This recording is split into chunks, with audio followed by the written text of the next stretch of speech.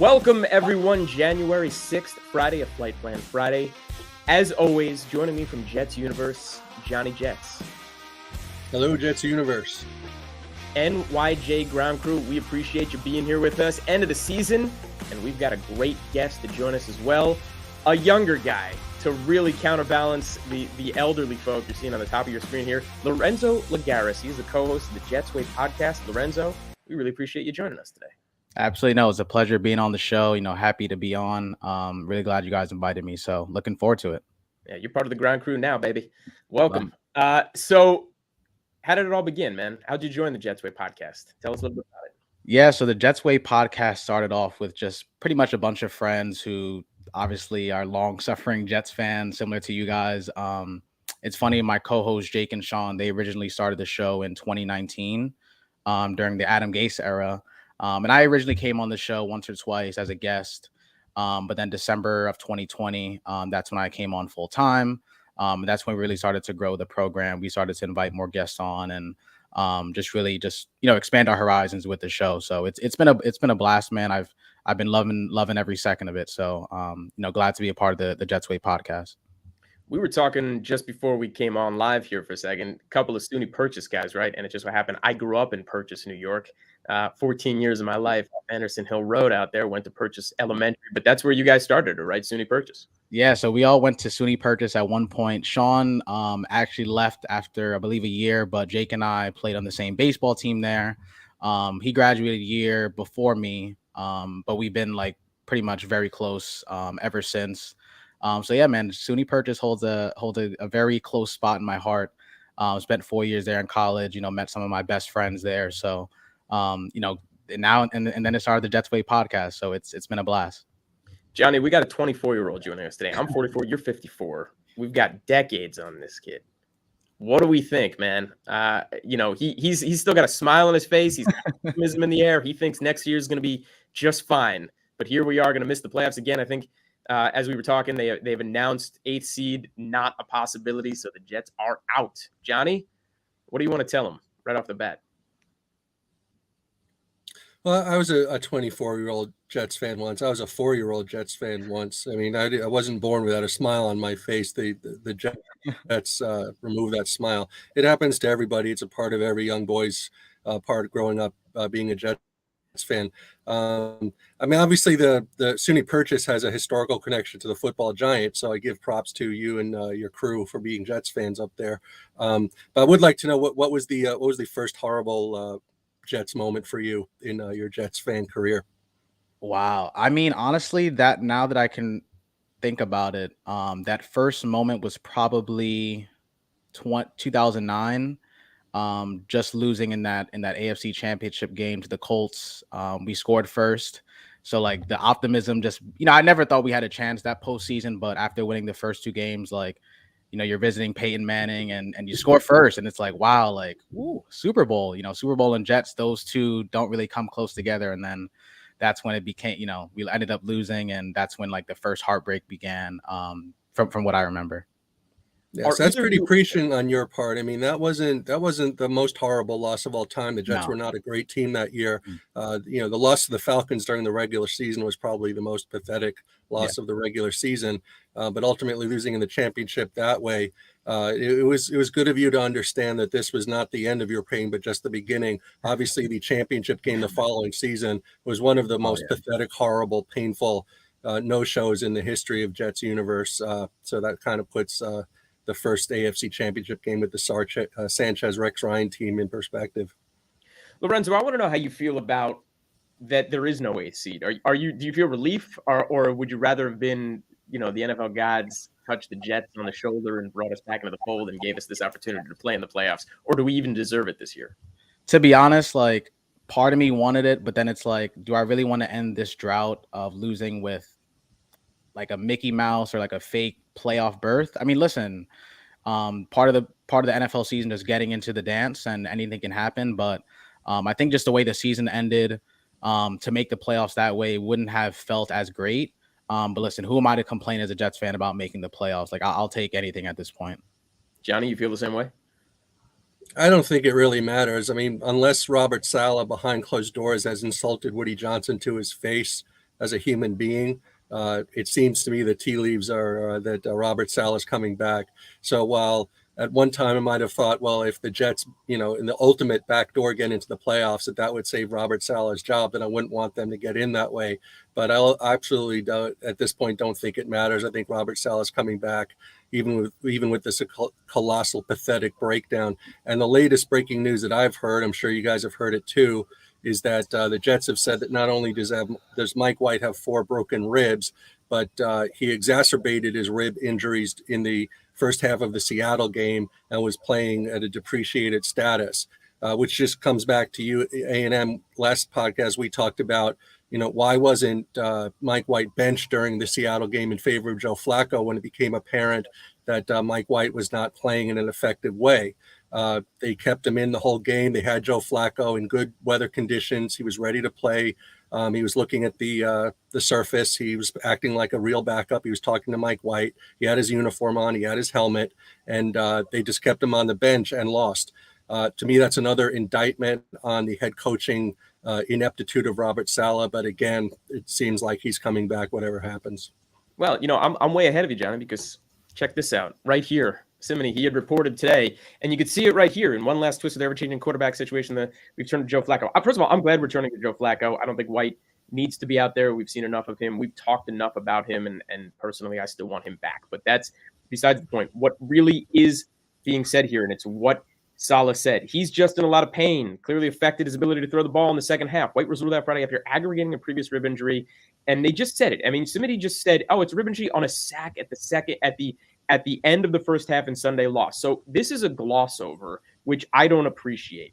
And I have been defending Saleh all year on this particular podcast, but it all started to me. I'm going to take you all the way back. And Johnny, we talked about it, I think, on one of the first episodes this season of the preseason game. Why was Zach Wilson even starting in Philadelphia? Poor organizations would do that. There was no reason to even put him out there. And it was a horrible decision to put him out there after he threw the interception on that second drive when he got hurt. You wanted him out there proving to you that he can overcome the interception, proving to you that he can run upfield and continue the drive and all of that. For what reason?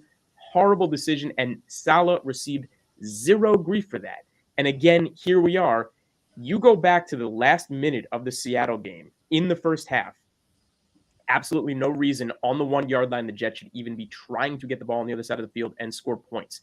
Once you threw that first pass, and it was a good play, over to Garrett Wilson where he took the knee and you're 4 yards out of the end zone, sit on the ball, kneel on it. Absolutely no reason to be doing anything other than that. Go into halftime, lick your wounds. You, Saleh, put White in the bad position to take that sack. He was hurt on that strip sack for no reason in the first half of that game. And yeah, I agree. At this point, there have just been some really, really, really questionable things Saleh has done. Again, players coach like him for a lot of reasons, but that one in particular, pretty egregious. Lorenzo, what do you think?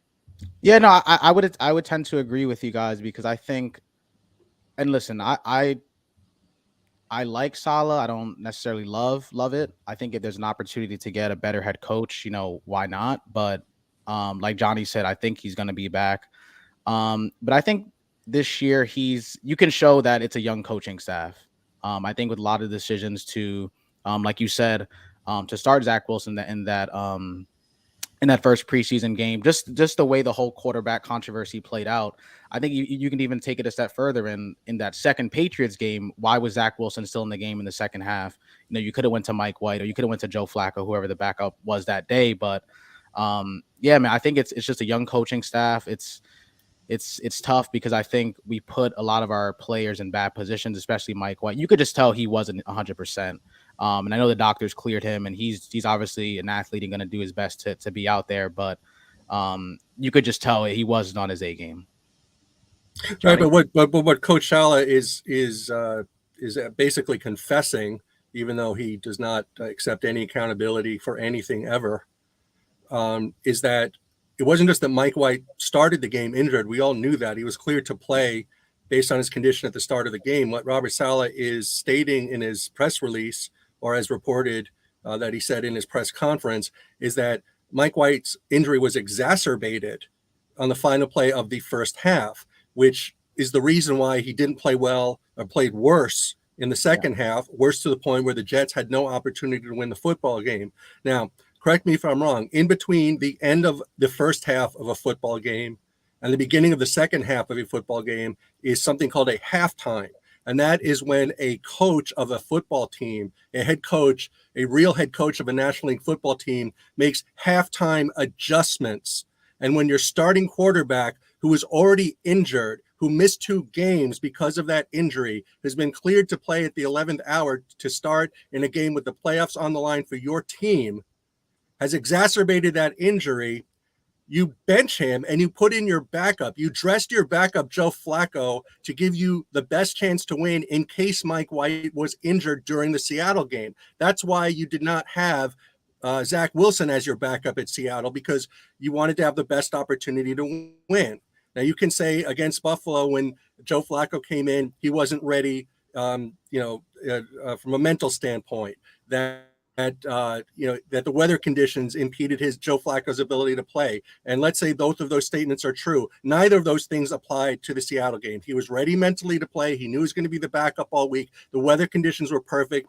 And Robert Saleh kept Joe Flacco on the bench, kept Mike White in the game, when Robert Saleh has admitted to the world that Mike White could not play football well enough in the second half of the Seattle game because of an exacerbated injury to win the game and keep the Jets' playoff chances, hopes alive. That in and of itself is a fireable offense. Will he be fired? No, Robert Saleh's not going to get fired. Yeah, and look, I mean, again, putting in perspective, there are a lot of positives with Robert Saleh. We've talked about them ad nauseum. I'm going to list them here again. He is that level of positivity. He does quell drama. He is a player. What is the number one job of Robert Saleh? The number one job of Robert Saleh is to win football games. Is to make the playoffs. Yeah. And well, that to win the number one job of any National League football again, coach. I'm getting there. You got to let me finish here. I'm giving the positives, right? I'm listing out what we like about the guy. Stop burying the lead. You've got an emotional co-host. No, but why? Yeah, I know, right? I love you interjecting, and I appreciate it. You're putting the good color on it. But again, it's important for Jets fans, all of us, to understand what it is and why he's even in the seat to begin with. And there he was, and I was so furious with him after that decision. And again, I didn't hear anyone talk about it. No one gave him the grief for what happened to Wilson in that preseason game. They all wanted to blame the kid. Wrong. It was 100% on Saleh from the get-go. But he turned it around. He quelled the drama and all the offseason stuff that usually follows the Jets. He made really good decisions in the first half of this year situationally. But this is where it comes down to situational football. 40%, if not more, of football, of NFL head coaching is situational football. And once again, to your point, Johnny, Flacco should have absolutely been in the second half of that game. White should have been out after that hit. And yes, in halftime, they would have said it, but it really comes down to that minute. Why was he even in that position? And that's what Saleh has been really poor at the last month of the season. Decision after decision after decision that led to certain things not going the Jets' way. And it goes all the way back to the Detroit game, the timeout. It then goes to the Jacksonville game and not putting Streveler in fast enough. And it goes back to this game when you're making that poor decision in the last minute of that first half, then you're punting the wrong time, then you're kicking the field goal the wrong time. It just snowballs into a bad effect. But yeah, you're putting Mike White in harm's way, and there was no reason for it. And look, we all knew, I mean, already, again, in the first half of that game, he wasn't great, but at the same time, we all kind of understood. You've got 4 cracked ribs. You're coming back less than a month later. The average person would have been laid up for 8 months, right? It's a full season if you average something like that, but you're a football player and you're out there doing it. I don't know. Lorenzo, let's hear your thoughts. You just kind of heard us ramble a little bit. Yeah, I mean, like I mentioned before, I just think like this, not only Robert Saleh, but the coaching staff, which is very inexperienced. Even Michael Floor mentioned like, oh, maybe Zach Wilson should have sat for a year, sat for a couple of games and learned from a veteran. I thought that was very interesting to hear him say that because, we've never really heard that from a Jets coach or Jets coaching staff in general. But I don't know, man. I think, a lot of fans will say, oh, this year was, we saw a lot of positives. Yeah, but we also saw a lot of negatives as well. And similar to that same old Jets mantra. But I think Saleh ultimately deserves another shot. I think he had a lot of positives, but a lot of things to learn from. Ultimately, though, I think we need an experienced offensive coordinator or quarterback coach to really develop, if Zach is even on the roster, to just have that guy, because at the end of the day, like, you can't win in this league without a good quarterback, or you can't. Let's talk about that. Do you want Zach back? You, Lorenzo Lagares, do you want to see Zach Wilson on this team again? Do you want to see him potentially elevate to starter at any time in the future? Not as a starter. Absolutely not. I think if he's in a situation to learn from a good veteran, whether that be, I'll throw some names out there, like a Jimmy G or a I don't know, a Derek Carr or Aaron Rodgers. I'm just throwing names out there, but like he should not be starting as a football player right now. He has all the talent in the world, in my opinion, but it's a lot of mental mistakes that he's making, and you can just see that the confidence is not there. Yeah, but and do you even want him? Do you want him on the team next year? Okay, sure. We don't want him starting next year. I think we don't potentially agree with that. But do you even want him on the team? And you're saying you want him learning, but do you really want him on the team? Do you want him with the chance to be the starter a year from now, 2 years from whatever it may be? Yeah, I think ultimately, I think I do. I think I want to give the kid a shot. Listen, Sam Darnold just is playing well at the moment. Geno Smith, look at him; he's playing well at the moment. So maybe you got to give these kids a shot to learn, a shot to just sit back and understand the game of football. I want him back on the team because I think he's very talented. And let's just be honest, what are you going to get from him from a trade perspective at the moment? Probably not much. His last few games that he's played horrible. So it's like what's shown on tape, you're not going to get much from him. And Joe Douglas isn't going to trade for pennies on a dollar, essentially. I got some thoughts on that. I'm sure Johnny does too. Let's hear his. Well, I do want to comment on the statement that Robert Saleh and his coaching staff are all very young. Robert Saleh is about 10 years older than John Madden was when he took over as head coach of the Raiders, when Chuck Noll was when he took over as coach of the Pittsburgh Steelers, when Don Shula took over as the coach of the Baltimore Colts.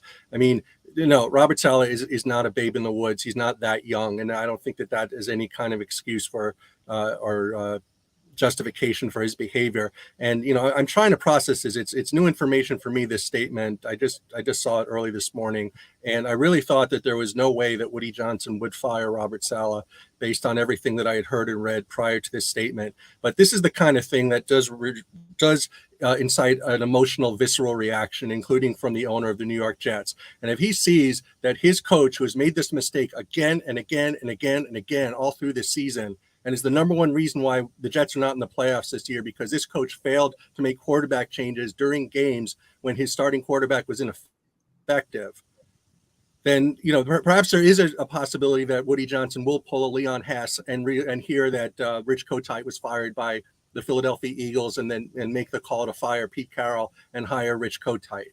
Obviously, I don't want to get Rich Kotite Mach 2 again. I'd rather get Sean Payton or Brian Flores or Jim Harbaugh. But, it almost seems like Robert Saleh is daring Woody Johnson to fire him by these dumb decisions. Now, why is he making these dumb decisions? Okay, the naked eye, the eye test during the first half, before this final play of the first half, was that Mike White was not throwing accurately enough to lead the team to victory the way he did against Chicago this year and Cincinnati last year. His passes were off the mark enough that the receivers were just not in a prime position to catch them. But for the coach to then say at the end of the first half that he was further injured to the point where there's just no shot that they could win, that he's either incredibly stubborn or he's incredibly dumb. And as a Jets fan who's frustrated, we've now broken the New York Hockey Rangers record, or 54 straight years without a championship. I don't want a dumb person as the coach of my football team. So either he's incredibly arrogant and obnoxious and dumb, and stubborn, or he's just a moron. And if he's not a moron, come out and do something on the football field that shows you're not a moron, and that means making the playoffs and winning the Super Bowl. Well, that's a big leap, obviously, from being a moron to winning. I've had it. This is a fireable. He's made fireable offenses all through the season. This is the topper.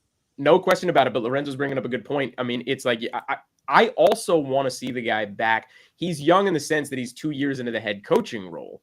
Okay. Do you want a guy who doesn't want to win championships? But I want a guy who doesn't want to win championships? I would want to see him back, other than, and Johnny, I agree with you, if there's a chance to get Peyton, I would do it. There's no question about it. I pulled the trigger, and he's the guy, and he's who I'd want. Flores, no. Too many stories about ultimately that the players didn't like him down in Miami, though he is a very good coach, and he did a very good job, and he had the defense running. They ran through brick walls for him. I don't know how much that has to do with it, whether they liked him or not. Well, I mean, I think that's a big thing. I mean, it was the same thing with Gase. I mean, a lot of that was the players have your back or not, because if you're losing the locker room, it's nowhere. You can't compare Brian Flores to Adam Gase. Brian Flores was a winning coach. I'm comparing any head coach who would otherwise have the team or not hold the team, because Bowles for a long time had the team and he held on to that job because he did, and then ultimately didn't have the team. It's not about comparing the two guys. It's about do you have the locker room. Week 4 of his second season. He lost the team in week 4 in the second season during the Kansas City game when Sheldon Richardson and oh God, I keep forgetting the guy's name. Number 15, the wide receiver. They got into a fight on the sidelines. Brandon Marshall. Well, thank you very much. Don't ever get old. Let's just agree with this. Again, we want our head coach to be in position and winning. But again, what we're agreeing about here, or what I'm certainly agreeing with you about, is I want a guy making the right decisions. He is making the wrong decisions, and way too many of them way late in the season, and you cost yourself the playoff chances. That those are essentially fireable offenses. And certainly what he's saying, and to your point, Johnny, and I agree with it, he is almost daring Woody Johnson to fire him with some of the decisions or some of the things that he's saying at the end of the season. Who knows if he really wants to come back? And part of that is the organization, and that's what we're here to talk about. We are Jets fans, right? We know this organization has that problem. Joe Douglas has come in, and I think he's done the best possible job he can to get rid of that cultural stink. That's what we're all trying to do. I mean, we talk about winning football games. You can't do that until you have the right mindset just to start with to win the football games, and ultimately not just win a couple of them in the middle of the season or have a good streak, but to win enough to be a consistent playoff team. Lorenzo, how do we get there? How do we become the consistent playoff team? You're young, we're old, we're jaded. Tell us what it's going to take here. Well, first, I didn't mean to say young. I meant to say inexperienced in terms of like head coaching experience and the offensive staff. But I mean, honestly, for us to get to that consistent winner, I think one, we need consistent quarterback play. I mean, listen, we've had 4 quarterbacks this year. When was the last time we had a quarterback throw 10 touchdowns? Yeah, it's been some time. So one, I think it starts with that. 2, obviously the head coaching, and whether that be Saleh or whether that be someone else. I don't want to fire Saleh unless it's for Sean Payton, Harbaugh, or I don't even know other names, but someone who's been there before, someone who's done it. Because I think ultimately we've had a lot of chances where we've had inexperienced quarterbacks or inexperienced head coaches, and it's gotten us to 7-9 and 7-10 at best. So I think we need people who have done it before to really develop that consistent winner. Because listen, I want to have a team where we're in the playoffs year after year after year, or not even in the playoffs, but contending year after year after year. So in order to get there, I think, again, head coaching and quarterback play, that needs to be consistent in order for us to get there. Do we even want to win this last game? I'll say no. Would much rather have a top 10 pick in the first 5 rounds of the draft of every. I want to be a top 10 pick in every round of this coming draft. So I hope we lose this game, but I hope Flacco goes out on a high note. Nice guy, good career. Yeah, I mean, I don't really care. I think a loss, helps us in the long run. Because listen, I want difference makers, and you usually find those in the top 10 of the NFL football draft. So I would agree with you. Yeah, Johnny. Yeah, it's unlikely that the Jets will move up from the number 13 spot just based on the strength of schedule of the teams that they could move on ahead of if those teams also lost with the Jets. So they wouldn't improve on 13 almost certainly. If they win the game, I think they could fall into the 20s. Just based on the other teams that would finish at 8 and 9. So there is that. But I mean, whether they have the number 13 pick or whether they have the number 19 pick, let's say, I think the question is for Lorenzo, if you're interested in Sean Payton, in addition to the first overall pick in the 2023 NFL draft, what are you willing to send to New Orleans for the right to negotiate a contract with Sean Payton before 2024 to be the head coach of the New York Jets? I think for me, I think anything's on the table. I think if there's a first round pick that's attached, I mean, listen, like I said, how many first round picks have we had over the past couple of years that, we haven't done anything. We missed the playoffs for 12 straight years, and we've had top 5 picks, top 10 picks for countless many years. So listen, if it's the 19th overall pick to get an established head coach to really change this franchise, I'm all aboard. I don't think this team is that far enough where a first round pick is going to make or break our team. I think, ultimately, again, the quarterback play, I think we need to fix that O-line and then a couple pieces on defense, specifically linebacker and safety. But I think you could find those in the second and day 3 of the draft. Yeah, the reason I wanted the top 10 pick is because I want to see us trade down. That's why I want the capital. I'm big on the capital. And I do want to correct something, Johnny, where we were wrong about. We were talking about it pretty in depth last week. Laramie Tunsil, not available. I thought he was available for 2023. He's actually unrestricted in 2024, and he'll probably, I mean, who knows what Houston's going to do, but he wasn't even really on the table. So we do have to figure out our left tackle situation. Ultimately, Orlando Brown is going to be the only guy who's back on the market. But more than likely, he's going to be back with the Chiefs. They just didn't get the deal done that last year. They're going to do it this year. I mean, whether that's franchise tag or ultimately long term. So there's really no great left tackle who's going to hit the market, which means you better pick him up in the draft, which means you better have a high pick, or you have to have some sort of trade, or you better hope Bant comes back healthy next year. Or you better hope Becton's healthy. We know. I'm not even going to go down the road. We're going to talk about him. Lorenzo, what if New Orleans wants the first round pick and also Braden Mann? They can have. I'll pay for the train ticket. Send Braden Mann. I think he would enjoy the cross country trip. Oh, I really man. think we'll get him a nice car. He can look out the window. He'll love it. You know, it doesn't have to be a flight. It doesn't have to be a bus. Let's talk about something positive for a second. Our boy Darrelle Revis. Okay, he is a finalist for the Hall of Fame. Let's just end this all on a positive note here. Darrelle Revis finalist for the Hall of Fame, and as we know through senior. I'm not calling it senioritis. I'm not even sure exactly the right terminology, but Joe Klecko on the docket as well. More than likely going to make it in. Maybe we have two Jets, and if that's the case, we might have the Hall of Fame game. I mean, it's a preseason game, and who cares? But it is pretty cool to think that maybe back on prime time is about the only time we might see prime time is over the Hall of Fame game next year. What do we think? Does Revis make it? Does Klecko make it? Ultimately, I think both of them do. I think Revis should be first ballot. I think Klecko should have been in the Hall of Fame for many years prior to this. So I think they're both very, very deserving. And it would be nice to play in the Hall of Fame game, have some positive light on the Jets for once. Johnny? Well, I mean, I was in attendance at the Hall of Fame game in Canton, Ohio in 1992 when the Jets beat the Eagles 41-14. That was the first victory of the 5-0 preseason 1992 New York Jets campaign. That in the regular season they went 4-12. So I don't know how much it's going to help if the Jets play in the Hall of Fame game.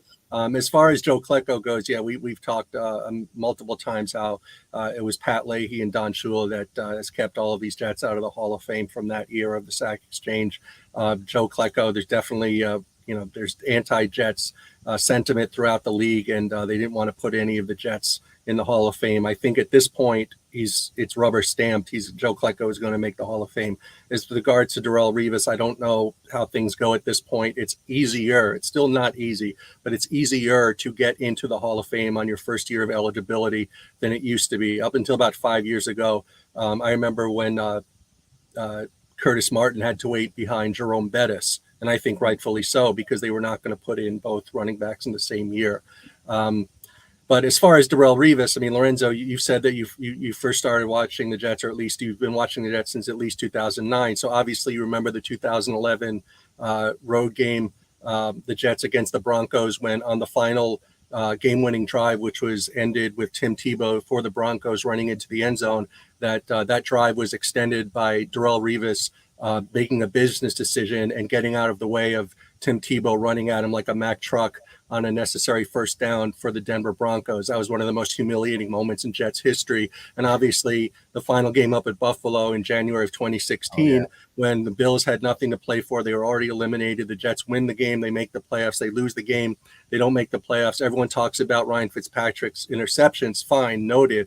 But Darrelle Revis gave Sammy Watkins a 10-yard cushion the entire game. You're shaking your head. You watch the game. You probably threw shoes at the television set because Todd Bowles' genius that we kept around for another 3 years, going 13 and 23 or whatever it was his last 3 seasons. He didn't want to embarrass a washed-up Darrelle Revis, and Sammy Watkins converted on 3rd and 10, 3rd and 15, 3rd and 38, 4th and 45, all the way down the field again and again and again and again.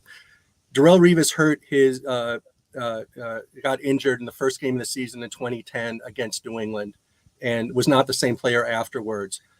Is the first half of his football career enough that he should be a first ballot Hall of Famer or a Hall of Famer at all? Possibly. I doubt it. I don't think so. I don't have good feelings about Darrelle Revis. I watched the second half of his career, and I like it, akin to a Don Mattingly. Don Mattingly, before he hurt his back, was one of perhaps the best baseball player in the world. And after he hurt his back, he wasn't. He was very good, but he wasn't great anymore. That's why he's not in the Hall of Fame. I think I put Darrelle Revis in the same category. The rose-colored Jets fans who just think Darrelle Revis is the greatest thing since sliced bread. I would argue that Schaefer Suggs, it was just as good a football player, but he played on a team with Pat Leahy, so now he never got any glory. And remember that Darrelle Revis is a Patriot. He's a Super Bowl champion Patriot. I don't want him in the Hall of Fame. Man, great color on that. I tried to end on a high note, so we're going to change directions. And by the way, Lorenzo, you see what I'm dealing with here? We're going to change directions here. You mentioned one of your other favorite players, Jerricho Cotchery. A little blast from the past, but a recent past. I'm a big fan of his as well. Why does he stand out to you as one of your favorite players? Honestly, for me, and this is not only football, but like all other sports I like the players that are just like playing hard. They're not really the star of the team per se, but they do the little things well, and they really contribute to winning. That's what Jerricho Cotchery was to me. He was a guy that played injured. I remember that Cleveland Browns game, I believe 2010, where his hamstring is hurt in the middle of a play and he still catches the ball on third down to extend the drive. So he was just a consistent wide receiver for me, someone that was my one of my all-time favorites for sure. You know what? I'm going to break down even further where he is. Do you know where he is these days? Don't look it up. If you're in front of a computer, don't look it up. I do not. These days? Johnny, any idea where Jerricho Cotchery is? I hope he's not in Miami getting ready for the Jets game on Sunday. Let me do it. Okay, so as we know, 2005 to 2010, he was one of our wide receiver 2, wide receiver 3 guys. He was awesome. He had a great 6-year run with us. Certainly got kicked around the league a little bit until in 2015. Don't know if you remember this. Landed with the Carolina Panthers. Played in the Super Bowl. 2 catches, 17 yards. Unfortunately for him, he is credited with 3 drops in that very same game. A couple years later, he ended up on the coaching staff as the assistant wide receivers coach. But Matt Rule came to town, kicked him out. He was done. But now he is the wide receiver coach at Limestone University. Yes, I've never heard of it either, but I'll break it down. Liberal Arts College in Gaffney, South Carolina was established in 1845 as the first women's college in South Carolina. And then they got their own football team, and now he is the wide receivers coach. He's got 5 kids. Nice guy, good smile. Love him on their webpage. You should check him out. And yeah, he was an all-time Jet. He was a great Jet. He took over for Wayne Corbett when he got hurt and stepped into the role really, really well for a number of years.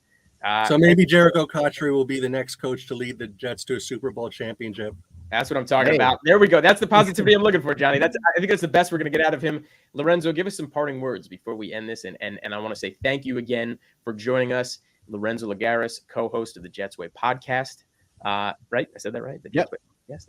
Enjoyed it. Listened to a couple episodes myself before coming on here. Certainly wanted to hear you, wanted to learn about you and what we're and who our guest is, and tell us something. End us on a high note yourself. Yeah, man, I appreciate you guys for having me on.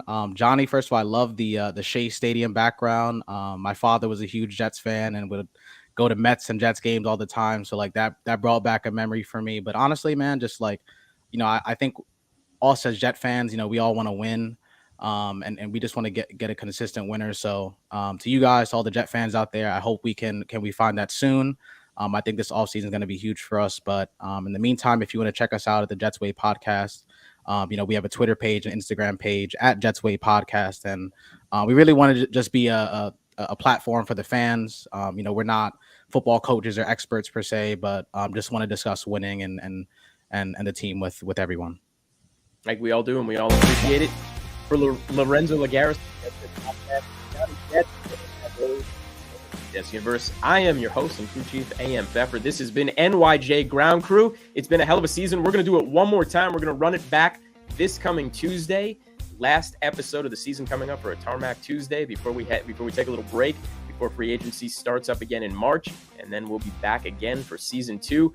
Thank you as always for joining us. This has been NYJ Ground Crew. Lorenzo, Johnny, much appreciated. Squish the fish, Jets Universe.